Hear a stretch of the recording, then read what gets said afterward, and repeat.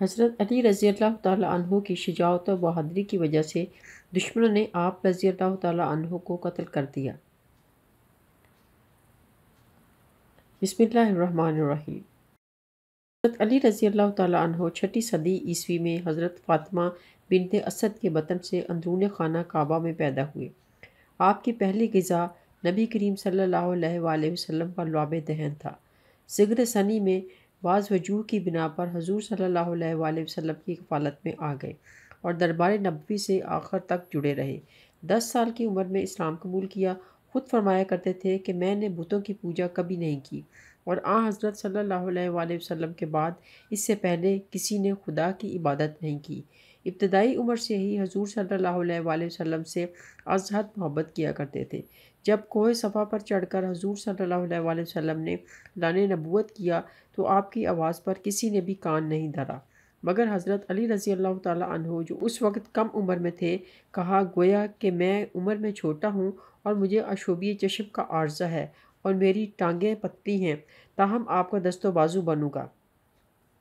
بوقت ہجرت مدینہ، جس وقت آپ کی عمر 22 سال کی تھی، آپ اپنی جان کی بازی لگا کر حضور صلی اللہ علیہ وآلہ وسلم کے بستر پر پوری رات لیٹے رہے اور حضور صلی اللہ علیہ وآلہ وسلم ہجرت کے لیے نکل گئے۔ اس کے 3 دن بعد خود بھی حضور صلی اللہ علیہ وآلہ وسلم سے جا ملے۔ مدینہ پہنچنے کے بعد جب نبی کریم صلی اللہ علیہ وآلہ وسلم کا جو مظاہرہ کیا اور جو کا راہ نمونہ انجام دیے، وہ آپ رضی اللہ تعالیٰ عنہ کی زندگی کا اہم باب ہے۔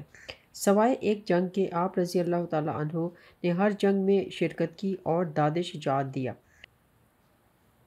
حضرت ابو کے موقع پر حضور صلی اللہ علیہ وآلہ وسلم نے آپ رضی اللہ تعالیٰ عنہ کو جنگ میں شرکت سے روک دیا اور اہل بیت کو حفاظت و نگرانی کے لیے مدینہ میں ہی رہنے کا حکم دیا، تو اس کا آپ رضی اللہ تعالیٰ عنہ کو بہت قلق ہوا، مگر حضور صلی اللہ علیہ وآلہ وسلم نے یہ کہہ کر ان کے اعزاز کو بلند کیا کہ علی، تم اس سے پسند نہیں کرتے کہ میرے نزدیک تمہارا وہ مقام اور درجہ ہو جو ہارون علیہ السلام کا موسیٰ علیہ السلام کے نزدیک تھا۔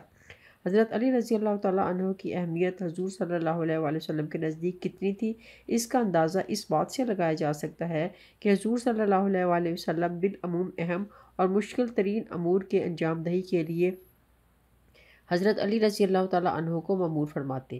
جب تک حضور صلی اللہ علیہ وآلہ وسلم زندہ رہے، دھام، درم، قدم، سخن، ہر لحاظ سے حضور صلی اللہ علیہ وآلہ وسلم کی فرما برداری اور اطاعت کرتے رہے۔ اسی جانثاری کو دیکھ کر جب حضرت علی رضی اللہ تعالیٰ عنہ کے اوپر کچھ صحابہ نے غلط فہمی کی بنیاد پر کوئی بات کہی تو حضور صلی اللہ علیہ وآلہ وسلم نے غدیر خم کے خطبے میں فرمایا کہ جو علی رضی اللہ تعالیٰ عنہ کا دشمن ہے وہ میرا بھی دشمن ہے، اور جو علی رضی اللہ تعالیٰ عنہ کا دوست ہے وہ میرا بھی دوست ہے۔ حضور صلی اللہ علیہ وآلہ وسلم کی وفات کے بعد خلیفہ سوم کے زمانے میں بھی اہم کارنامے اور خدمات انجام دیں اور جنگی مارکے سر کیے، اور جب خود خلیفہ بنے تو باوجود پورے ملک میں بدامنی اور خلف شاری کے حالات پر قابو پایا، مگر دشمنوں نے آپ رضی اللہ تعالیٰ عنہ کو زیادہ دن حکومت کرنے نہیں دیا اور آپ رضی اللہ تعالیٰ عنہ کو قتل کر دیا۔ کل 4 سال 9 مہینے حکومت کر سکے۔ حضور صلی اللہ علیہ وآلہ وسلم کی راحت رسانی کے لیے ہر وقت بے چین اور مضطرب نظر آتے تھے۔ اپنے گھر فاقہ ہے، مگر حضور صلی اللہ علیہ وآلہ وسلم کو اس حالت میں دیکھنا ایک پل کے لیے بھی گوارا نہیں تھا، یہاں تک کہ محنت و مشقت اور مزدوری کر کے حضور صلی اللہ علیہ وآلہ وسلم کی راحت رسانی کا انتظام فرماتے۔ ابن عساکر کی روایت ہے کہ ایک روز رسول اللہ صلی اللہ علیہ وآلہ وسلم کے گھر میں فاقہ تھا۔ حضرت علی رضی اللہ تعالیٰ عنہ کو معلوم ہوا تو وہ مزدوری کی تلاش میں نکل گئے تاکہ اتنی مزدوری مل جائے کہ رسول خدا صلی اللہ علیہ وآلہ وسلم کی ضرورت پوری ہو جائے۔ اسی تلاش میں ایک یہودی کے باغ میں پہنچے اور اس کے باغ کی سینچائی کا کام اپنے ذمہ لیا۔ مزدوری یہ تھی کہ ایک ڈول پانی کھینچنے کی اجرت 1 کھجور ہے۔ حضرت علی رضی اللہ تعالیٰ عنہ نے 17 ڈول کھینچے۔ یہودی نے انہیں اختیار دیا کہ جس نوع کی کھجور چاہیں لے لیں۔ حضرت علی رضی اللہ تعالیٰ عنہ نے 17 اجوا لیے اور رسول خدا صلی اللہ علیہ وآلہ وسلم کی خدمت میں پیش کر دیا۔ فرمایا کہاں سے لائے؟ عرض کیا یا نبی، مجھے معلوم ہوا ہے کہ آج گھر میں فاقہ ہے، اس لیے مزدوری کے لیے نکل گیا تاکہ کچھ کھانے کا سامان خرید سکوں۔ رسول کریم صلی اللہ علیہ وآلہ وسلم نے فرمایا تم کو اللہ اور اس کے رسول صلی اللہ علیہ وآلہ وسلم کی محبت نے اس پر آمادہ کیا تھا۔ عرض کیا ہاں یا رسول اللہ सल्लल्लाहु अलैहि वसल्लम ने फरमाया, अल्लाह और उसके रसूल सल्लल्लाहु अलैहि वसल्लम से मोहब्बत करने वाला ऐसा कोई नहीं जिस पर अफलास इस तेज़ी से आया हो जैसे सैलाब का पानी अपने रुख पर तेज़ी से बहता है। और जो अल्लाह और उसके रसूल सल्लल्लाहु अलैहि वसल्लम से मोहब्बत करे उसको चाहिए कि मसाइब के रोक के लिए एक छतरी बना ले, यानी हिफाजत का सामान कर ले, यानी ज़िक्र अज़कार। हज़रत अली रज़ी अल्लाह ताला अन्हु ने अपने पूरे दौर में एक हबा भी बैतुल माल का अपनी ज़ात पर ख़र्च नहीं किया, बल्कि बाज़ लोगों ने उनको बतौर हदिया दिए। इसे भी खल्क़ खुदा की अमानत समझकर बैतुल माल में जमा कर दिया। आप रज़ी अल्लाह ताला अन्हु ने बैतुल माल की रकम की इस तरह हिफाजत की कि जिसकी नज़ीर नहीं मिलती। आप रज़ी अल्लाह ताला अन्हु को एक साहब ने हदिया दिया, मगर उसको भी बैतुल माल में पहुँचा दिया। आप रज़ी अल्लाह ताला अन्हु ने खुतबे में सराहत की है कि लोगों, अल्लाह की जिसके सिवा कोई मबूद नहीं, मैंने तुम्हारे माल से न थोड़ा लिया न बहुत, सिवाय इस शय के, और जेब से एक छोटी सी शीशी निकाल कर दिखाई जिसमें इत्र या कोई खुशबू थी। हज़रत अली रज़ी अल्लाह ताला अन्हु ने कहा, मुझे दहकान में ये अतिया दिया है। फिर वो बैतुल माल तशरीफ़ ले गए और कहा, ये लो। वो शीशी भी बैतुल माल में जमा कर दी।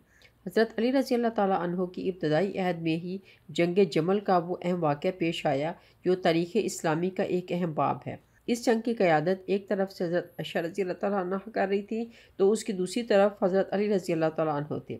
इस जंग के जो भी असबाब व नताइज रहे हों, इससे सिर्फ नज़र करते हुए ये ज़रूर कहा जा सकता है कि हज़रत रज़ी अल्लाह ताला अन्हु अकबर थे। हज़रत आयशा रज़ी अल्लाह ताला अन्हा को गलतफ़हमी दिलाई गई थी, और यह भी याद आता है कि हुज़ूर सल्लल्लाहु अलैहि वसल्लम ने पेशगोई भी फरमाई थी कि एक वक्त ऐसा आएगा कि हज़रत आयशा रज़ी अल्लाह ताला अन्हा हज़रत अली रज़ी अल्लाह ताला अन्हु से नाहक जंग करेंगी, जो इस जंग में ज़ाहिर हुई। इस जंग के एक खुशकुन नताइज ये भी हुए कि बकौल इमाम अबू हनीफ़ा हज़रत अली रज़ी अल्लाह ताला अन्हु हक़ पर थे, और अगर हज़रत अली रज़ी अल्लाह ताला अन्हु उनसे इस तरह का मामला ना करते तो किसी को मालूम न होता कि मुसलमानों के दरमियान आपस में जब इख्तलाफात हुए तो क्या तर्ज़ अमल इख्तियार किया जाए। इस जंग में हज़रत अली रज़ी अल्लाह ताला अन्हु ने हज़रत आयशा रज़ी अल्लाह ताला अन्हा के साथ जो अखलाक व किरदार का मुज़ाहरा किया, इसको देखकर हज़रत आयशा रज़ी अल्लाह ताला अन्हा नदामत का इजहार करती थी और कहा करती थी कि काश मैं यौम जबल से पहले दुनिया से रुखसत हो गई होती। वो जब भी इस दिन को याद करती तो इस कदर रोती कि उनका दुपट्टा तर हो जाता।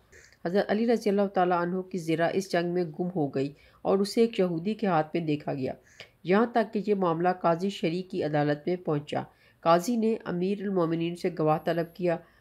हज़रत अली रज़ी अल्लाह ताला अन्हु ने हज़रत हसन और ग़ुलाम कंबर को गवाही के लिए पेश किया, मगर काजी ने दोनों की गवाही को रद्द करते हुए फ़ैसला यहूदी के हक़ में कर दिया। इस वाक़े से जो दर्स मिलता है वो इस्लामी तालीम का शाहकार है, जो हज़रत अली रज़ी अल्लाह ताला अन्हु के ज़रिए ज़हूर हुआ और ख़ुद काजी के पास आए और उनके फ़ैसले पर अमल किया, जो अखलाक व किरदार का आला नमूना है। इससे मुतासिर होकर यहूदी ने ना सिर्फ ज़िरा वापस कर दी, बल्कि कलमा शहादत पढ़कर हल्का इस्लाम में दाखिल हो गया। मगर फिर हज़रत अली रज़ी अल्लाह ताला अन्हु ने ज़िरा उसे वापस कर दी और ये शख्स हमेशा आपके साथ रहा और सफ़ैन के मौका पर शहीद हुआ। नाज़रीन, वीडियो अच्छी लगे तो लाइक ज़रूर कीजिएगा।